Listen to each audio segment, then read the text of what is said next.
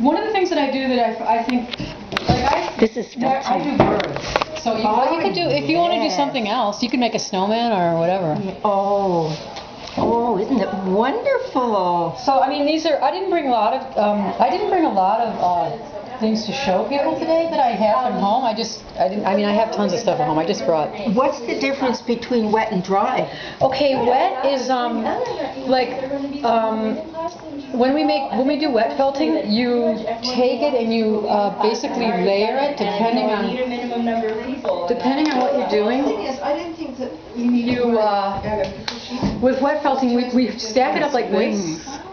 And you agitate it with water and go like this. It's real fun. And with needle felting, it's dry, right? You just take a needle and sculpt with it. Oh, So we were going to do mittens today. Do you have to do them wet felted or dry felted? See, they moved it around. I was really looking forward to wet felting, and then when they called me, you're not recording this. I'm recording me, Okay. but you're saying it on there. Is that okay? Well, Do you want me to it's really stop? boring. All right, this is too boring for you. Goodbye.